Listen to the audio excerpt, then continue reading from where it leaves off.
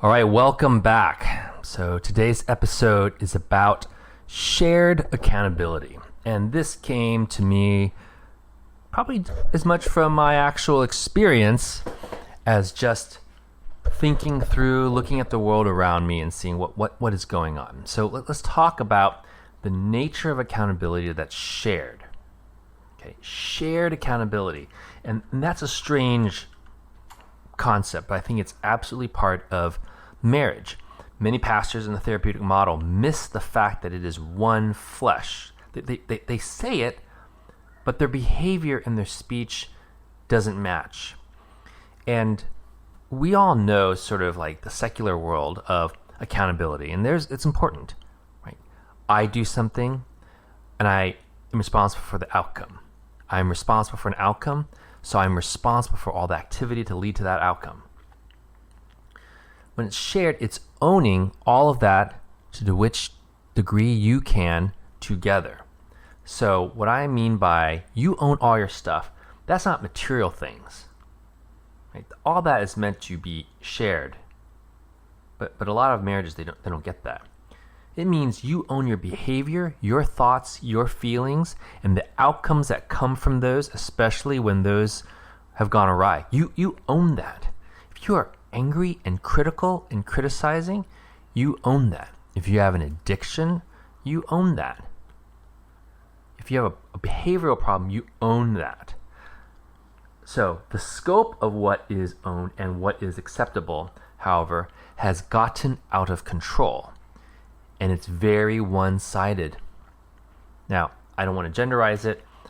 I think it's often one-sided, which is why people don't have it, or it's unseen for both people. So you make what you will, how you want to do with that. But it really means it's owning together all of the stuff together, your stuff and the other person's stuff, to the degree you can do anything about it without controlling the other person. And a lot of this is the fact that a lot of people don't understand control. I've had some episodes on control. I'm going to come back to it.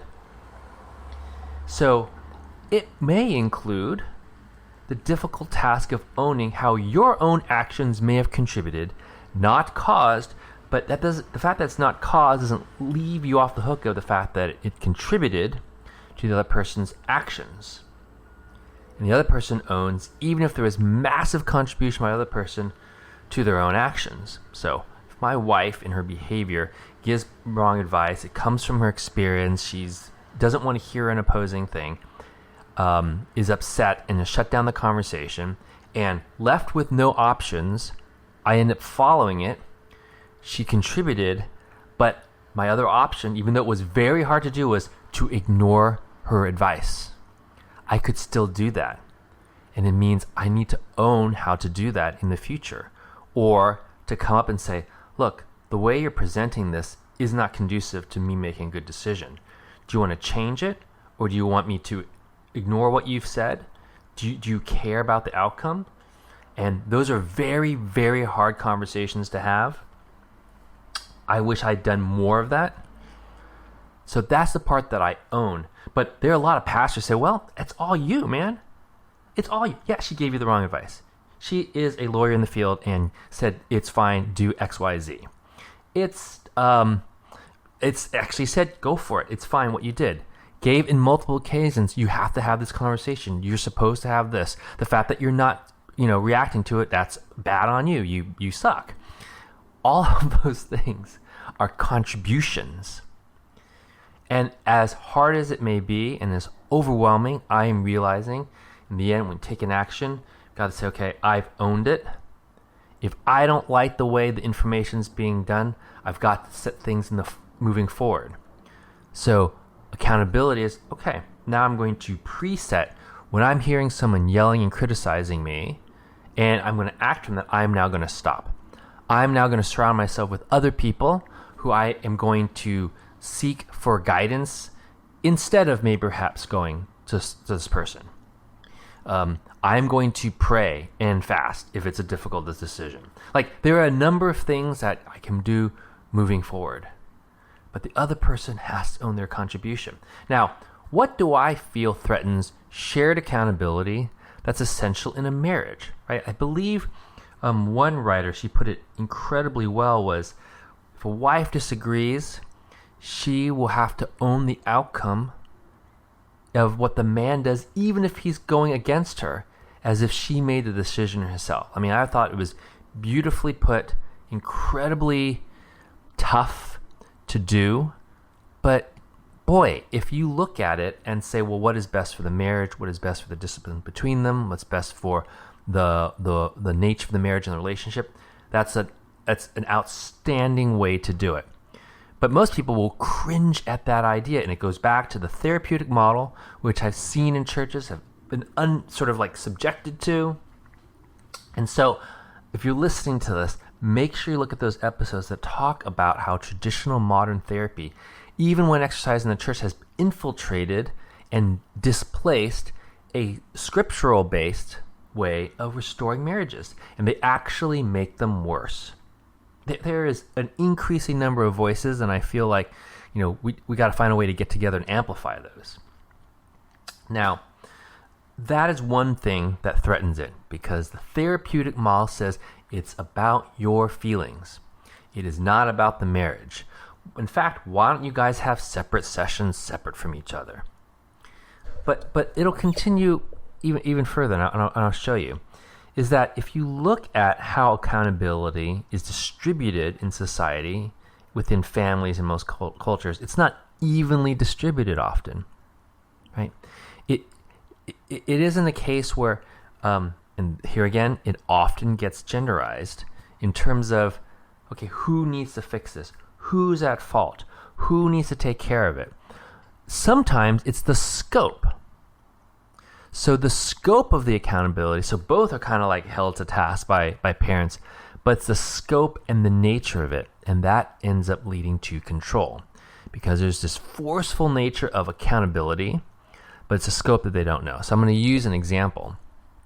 So a wife, for an example, will often have and be raised in a scope of responsibility of ensuring the kids are healthy, they're not dead, they're surviving, the house is organized, like n number of things. Like, it can be different in different contexts. But my point is they'll be different, because the wife can then often criticize the man for not meeting those standards in those areas of accountability. Hey, the bathroom is not as clean. Oh, the kids, the lunch isn't packed as neatly as it should be. They didn't have extra clothes. Like, just hammer and hammer and hammer. Now, the man's accountability is often wrestling with the world to face the challenges of work. Not to say that women don't work. I mean, they do, and I would say that muddies it. But these areas, it means they have a right to say something that they can't understand, what the man's perspective is. So, and the way they encounter work is actually very different. It's very different. They can both do it. They're both capable. So it's not that area. But they own the underlying, even if it doesn't seem that. They know they face a challenge of work and acceptance and progress and status. And many of these things are represented in the Bible. And a woman supports them. And we'll have another session on that. I'm just going on. Financial stability, spiritual leadership. And these are unseen. Like, a lot of these things are just unseen. Spiritual leadership is an unseen activity, right? It could be prayer, but I bet you if there's prayer and teaching, worship, it's likely unseen for those whose scope of accountability is, well, wait a minute, hold on. Do they have their sandwiches? Do they have socks? Is the house clean? Those would be unseen. Okay, do we have long-term financial stability? Well, what are we going to do in 5 or 10 years? And how's this cash flow? And a man often will be, geez, how do I handle all this? Where does the extra cash flow go? How do we increase this? And those are often unseen. They're not put forward unless you have a good set of marriage habits, which I talk about this. And then just the nature and the expectation of work. Both work. I get that. Work is hard. I think there are some real challenges that men are going to be facing in the workplace around acceptance, promotion. They're facing some of the same things. But they're going to be criticized for the lack of achieving these internal scopes, the lack of fruit in the unseen scope. Because they'll look, and a man might be thinking long-term and hustling, but if they're not making amount of money, it'll probably come in a language like this. But other people make more, but other people can buy this. And that is just painful. But most people don't see that. Most women will not see that as being painful because it's outside of their scope, and they don't have accountability for that. And then the last one will be, with all this criticism and shame, they're also criticized for not giving a westernized, and I would argue a corrupted, sense of love to the women. So a lot of this respect and love, they're willing to go to the scriptures for saying, well, you respect them and you got to love them, but then they don't really dig deep into, well, what does that love mean? So when the man's scope is, in this example, protect and provide, lead into an unknown world, and that scope does not need to be taken on by the wife because it's not in her scope. She may not even be thinking about that. And I know some do, and there are generalizations, and maybe in your case you flip it. You, the woman, are the protector and provider and leading into the unknown, and the man is just, wants to take care of the children, and that's fine. I'm not here to criticize that. I'm just saying the key idea is some scope is different, and some people take that scope, they look at their scope and look at the other person and say, well, that person's not doing this stuff the way I would do it, therefore that person is a failure and needs to be corrected. And it could possibly go both ways. Different genders do that. And so the accountability turns to criticism and control very quickly, right? Remember, because it's not shared. It's not, he's got that, I have to own some of that. How do we get there? It's not fully understood, and it's not unseen. So what are some examples in where the church or therapist, fail to see that? So let's say it's in a session, the wife breaks down emotionally. She raises her voice. She gets angry, insulting. And the therapist or the pastor then turns to the man and asks, what do you think? Right? In that, immediately the accountability is, man, husband, this thing is not right. You own it. You own her acting this way. And it might not have anything to do directly with him. She's made it that way. But no pastor, no therapist will ever want to say, but what's going on? May ask, well, what's behind it? And then she'll list all the stuff he hasn't done. And then he'll say, well, what do you think of that? Because inside, he wants the man to just take it off his hands. He doesn't want to. He doesn't want to say, well, how is your behavior right now possibly contributing to this? Or, I see that there's a lot of emotional energy. You sound angry. You've said a couple of insults. How is this a pattern? Maybe it is, maybe it isn't, in your relationship.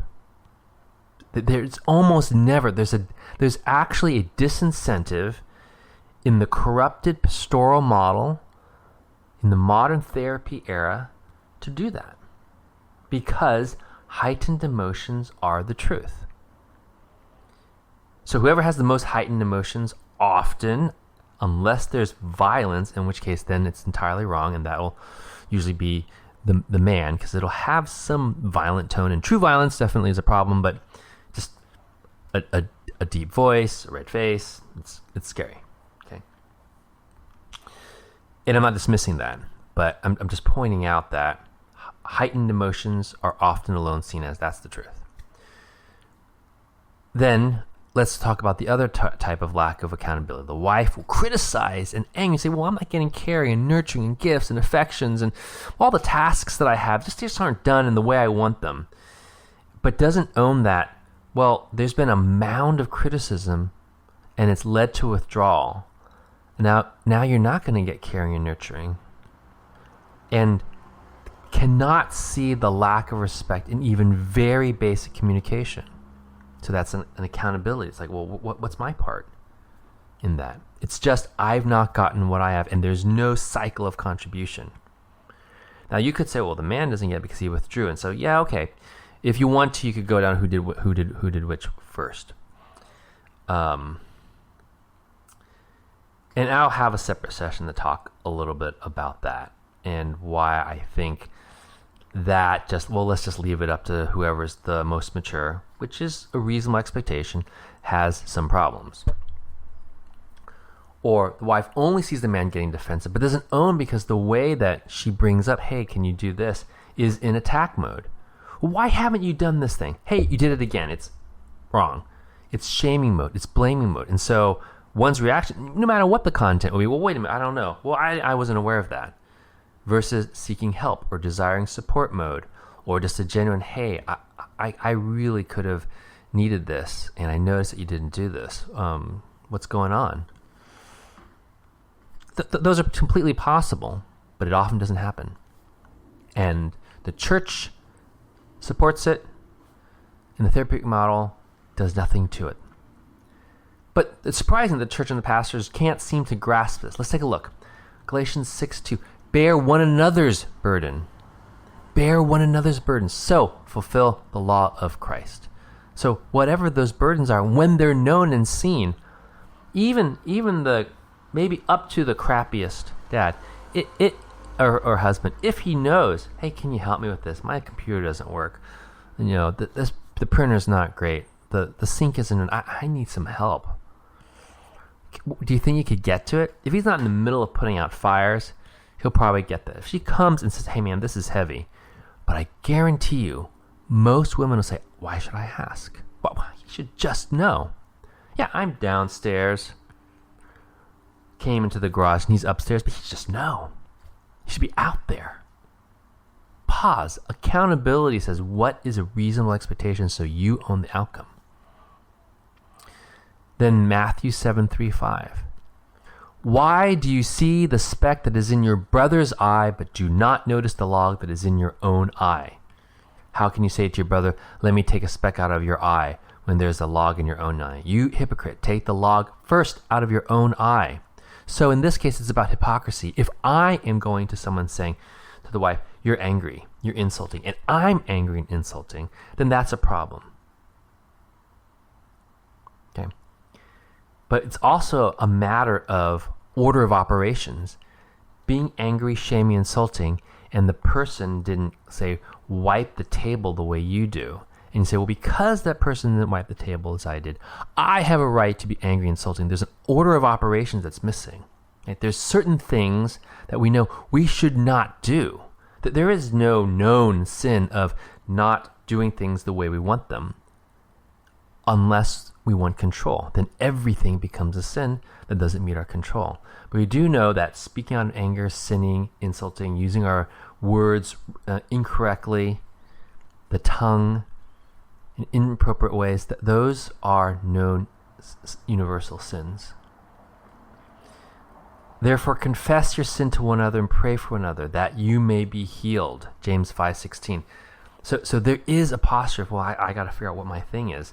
And it is not a sin to have not understood someone's request or to have done it wrong. It is a sin to yell and scream, hold a resentment against someone, judge them and presume that they had ill intent because they fill in a task incorrectly. And the nature of that is we own it all together. A decision was made, maybe wasn't included, maybe there was something. It's rejoice with those who rejoice, weep with those who weep. It is not, that's you. You own it all. I'm angry at you. It is all yours. That doesn't work. Right? The contributor to an environment, that's called shared accountability.